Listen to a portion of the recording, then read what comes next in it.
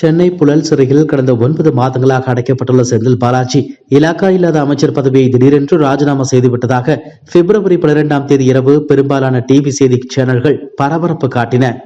அவர் இது தொடர்பாக தமிழக முதலமைச்சர் ஸ்டாலினுக்கு கடிதம் அனுப்பியுள்ளதாக தகவலும் வெளியானது. அக்கடிதம் உடனடியாக ஆளுநர் மாளிகைக்கு அனுப்பி வைக்கப்பட்டு அதற்கு ஆளுநர் ஆர் என் ரவி ஒப்புதலும் வழங்கிவிட்டார். கடந்த பல மாதங்களாக இக்கோரிக்கையை எதிர்க்கட்சிகள் எழுப்பினாலும் கூட இப்போதுதான் திமுக அரசு அதற்கு முற்றுப்புள்ளி வைத்துள்ளது. ஏனென்றால் சட்டவிரோத பண பரிவர்த்தனை தடை சட்ட வழக்கில் கைதாகி சிறையில் அடைக்கப்பட்டுள்ள செந்தில் பாலாஜி இலாக்கா இல்லாத அமைச்சராக நீடிப்பது அரசியலமைப்பு சாசன நெறிமுறைகளுக்கு எதிரானது, தார்மீக அடிப்படையிலும் சரியானது அல்ல, சிறந்த ஆட்சிக்கும் நிர்வாக தூய்மைக்கும் இது உகந்தது அல்ல. எனவே அமைச்சரவையில் அவர் நீடிக்க வேண்டுமா என்பதை தமிழக முதலமைச்சர் தான் முடிவு செய்ய வேண்டும் என கடந்த செப்டம்பர் மாதம் சென்னை உயர்நீதிமன்றம் அறிவுறுத்தியது. இந்த தீர்ப்புக்கு எதிராக உச்சநீதிமன்றத்தில் தொடரப்பட்ட மேல்முறையீட்டு வழக்கிலும் செந்தில் பாலாஜி வழக்கில் சென்னை உயர்நீதிமன்றத்தின் நடவடிக்கை சரியானதே, அமைச்சர்களை நீக்கும் முழு அதிகாரம் முதலமைச்சருக்குத்தான் உண்டு, ஆளுநருக்கு கிடையாது. எனவே செந்தில் பாலாஜி இலாக்கா இல்லாத அமைச்சராக தொடர்வதற்கு எந்த தடையும் இல்லை என்ற அதே கருத்தை தான் கடந்த மாதம் முதல் வாரம் பதிவு செய்தது. ஆனால் அப்போதெல்லாம் முதலமைச்சர் ஸ்டாலின் இதை ஒரு பெரிய விஷயமாக எடுத்துக்கொண்டது போல தெரியவில்லை. அதே நேரம் செந்தில் பாலாஜிக்கு ஜாமீன் கிடைக்காததற்கு இலாக்கா இல்லாத அமைச்சர் என்ற அந்தஸ்துதான் பெரும் தடையாக இருந்தது வெளிப்படை. ஏனென்றால் அவர் ஜாமீன் கேட்கும் வழக்குகள் நீதிமன்றங்களில் விசாரணைக்கு வரும்போதெல்லாம் சிறையில் இருந்தாலும் கூட அவர் இன்னும் இலாக்கா இல்லாத அமைச்சராகத்தான் இருக்கிறார். அவரை வெளியே விட்டால் தன்னிடம் உள்ள அதிகாரத்தை பயன்படுத்தி இந்த வழக்கின் அத்தனை சாட்சியங்களையும் கலைத்து விடுவார். எனவே அவருக்கு ஜாமீன் வழங்கக்கூடாது என்ற வாதத்தை தான் அமலாக்கத்துறை தனது தரப்பில் வலுவாக வைத்தது. இதனால் முதலமைச்சர் ஸ்டாலின் மீது கடும் விமர்சனங்களும் எழுந்தன. செந்தில் பாலாஜியை இலாக்கா இல்லாத அமைச்சர் பதவியில் இருந்து நீக்கிவிட்டால் அவருக்கு ஜாமீன் எளிதில் கிடைத்துவிடும். ஆனால் அதை ஸ்டாலின் தனக்கு ஏற்படும் கௌரவ குறைச்சலாக கருதி தடுக்கிறார் என்ற குற்றச்சாட்டும் கூறப்பட்டது. இந்த நிலையில் தான் இலாக்கா இல்லாத அமைச்சர் பதவியை செந்தில் பாலாஜி ராஜினாமா செய்திருக்கிறார். இதற்கு முக்கிய காரணம் பிப்ரவரி 14ஆம் தேதி சென்னை உயர்நீதிமன்றத்தில் 2வது முறையாக ஜாமீன் கேட்டு செந்தில் பாலாஜி தரப்பில் தாக்கல் செய்யப்பட்டுள்ள மனு விசாரணைக்கு எடுத்துக் கொள்ளப்பட இருக்கிறது என்பதுதான். அதை மனதில் வைத்து முன்கூட்டியே இலாக்கா இல்லாத அமைச்சர் பதவியை செந்தில் பாலாஜி ராஜினாமா செய்திருக்கவும் வாய்ப்புண்டு. இதில் ஆச்சரியமான விஷயம் என்னவென்றால் கடந்த டிசம்பர் மாதம் சொத்து குவிப்பு வழக்கில் பொன்முடிக்கு சென்னை உயர்நீதிமன்றம் 3 ஆண்டு சிறை தண்டனை விதித்த போது உயர்கல்வித்துறை அமைச்சர் பதவியில் இருந்து அவரை ஸ்டாலின் உடனடியாக நீக்கினார்.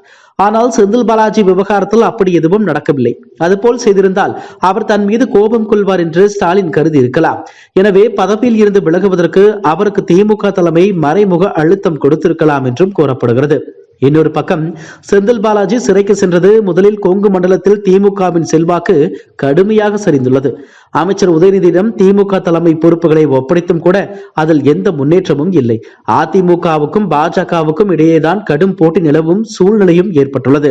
ஏற்கனவே 2022 நகர்ப்புற உள்ளாட்சி தேர்தலின் போது கொங்கு மண்டலத்தில் செந்தில் பாலாஜி திமுகவுக்கு பெரிய அளவில் வெற்றியை தேடி கொடுத்தார்.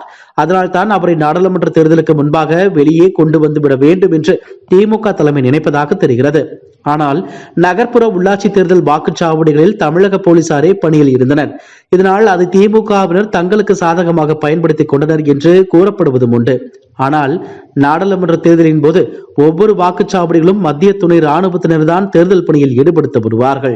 இது தங்களுக்கு சாதகமாக இருக்காது என்று திமுக கருத வாய்ப்புள்ளது.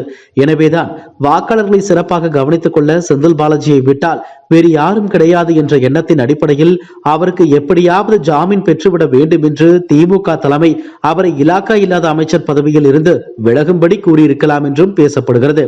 ஜாமீன் பெறுவதற்கு செந்தில் பாலாஜி வகுத்துள்ள புதிய வியூகம் கை கொடுக்குமா என்பது பற்றி சட்ட வல்லுநர்கள் கூறுவது இதுதான்.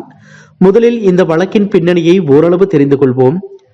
அதிமுக ஆட்சியின் போது 2011 முதல் 2015ஆம் ஆண்டு வரை போக்குவரத்து துறை அமைச்சராக செந்தில் பாலாஜி இருந்தபோது அரசு போக்குவரத்து கழகத்தில் ஓட்டுநர், நடத்துனர், மெக்கானிக் உள்ளிட்ட பல்வேறு வேலைகள் வாங்கி தருவதாக 1,64,00,000 ரூபாய் லஞ்சம் வாங்கியதாக கூறப்படும் வழக்கை உச்சநீதிமன்றம் விசாரிக்க கடந்த ஆண்டு மே மாதம் உத்தரவிட்டது. இதையடுத்து கரூர் ராமகிருஷ்ணபுரத்தில் உள்ள அமைச்சர் செந்தில் பாலாஜியின் தம்பி அசோக்குமார் வீடு, அவரது உறவினர்கள், நண்பர்கள், ஒப்பந்ததாரர்கள் வீடுகள், அலுவலகங்கள், கல்குவாரிகள் உள்ளிட்ட 40க்கும் மேற்பட்ட இடங்களில் கடந்த ஆண்டு மே 26ஆம் தேதி முதல் ஜூன் 2ஆம் தேதி வரை வருமான வரித்துறையினர் அதிரடி சோதனை நடத்தினர்.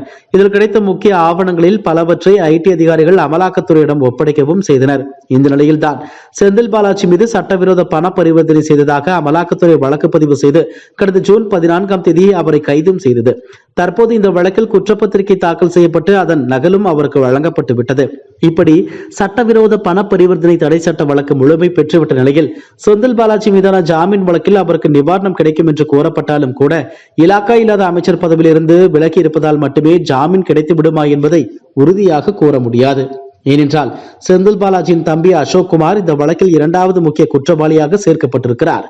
அவருக்கு அமலாக்கத்துறை பலமுறை சம்மன் அனுப்பியும் 10 மாதங்களாக ஆஜராகாமல் தலைமறைவாக இருக்கிறார். கடந்த 9 மாதங்களில் அண்ணனுக்கு இருந்த இலாக்கா இல்லாத அமைச்சர் பதவியை வெளியில் இருந்தவாறு தம்பி அசோக் குமார் பெருமளவில் பயன்படுத்தி இருக்க வாய்ப்புண்டு.